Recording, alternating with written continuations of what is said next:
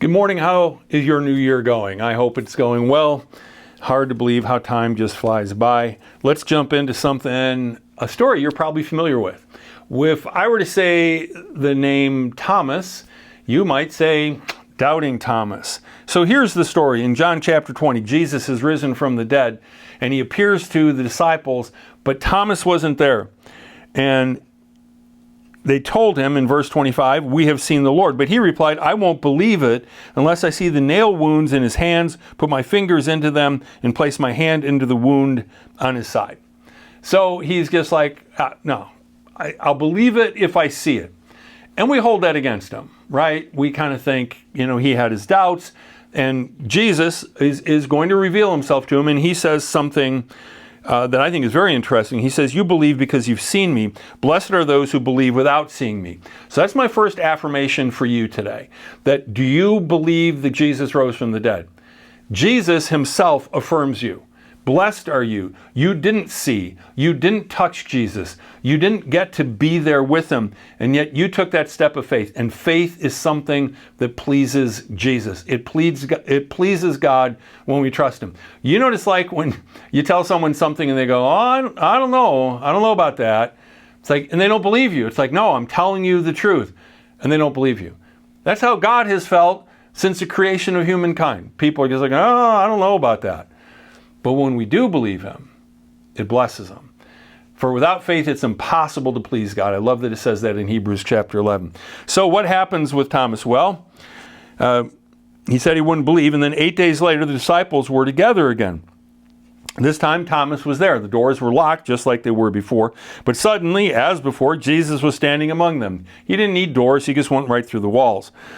And he said to Thomas, "Put your finger here and look at my hands. Put your hand into the wound in my side. Don't be faithless any longer. Believe." Now, I think what's really interesting is Jesus doesn't say, "Thomas, get over here." No, he doesn't say that. Here's the other thing. Jesus hadn't hung out with the disciples since they got back together with Thomas. How did he know that? Well, he's Jesus, right? But that had to be quite the revelation for Thomas when Jesus kindly and gently invites him. And he's just like, "Whoa, you know what I'm thinking." Do you ever feel that way? It's like, "Wow, God, you know what I'm thinking. I didn't even say it with you present." So he knew. You know what? There's no evidence here that Thomas does touch him. But Thomas makes a proclamation, and James Montgomery Boyce helped me to see some here I'd never seen before. Because Thomas was kind of wishy-washy before. He makes a proclamation that no one has ever made prior to this. Here's what he says. "My Lord and my God." Now when he says my Lord, yes, some other people had called him Lord, and we understand that. My God, no one had ever addressed Jesus as God before. No one had ever, Son of God, this, that.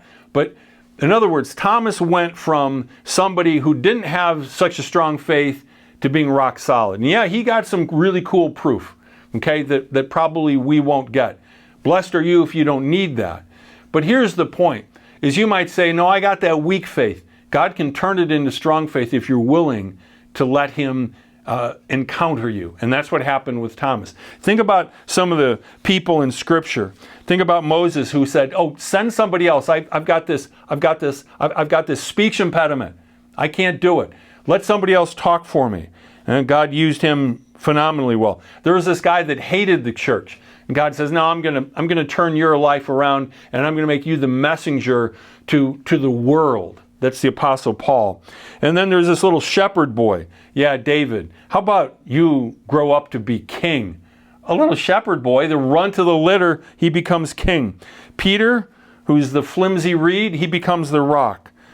John, the opposite. He's the son of thunder. Could we call judgment down in this town here? Later we know him as the apostle of love. Who are you today? What's God's vision for your life for 2025?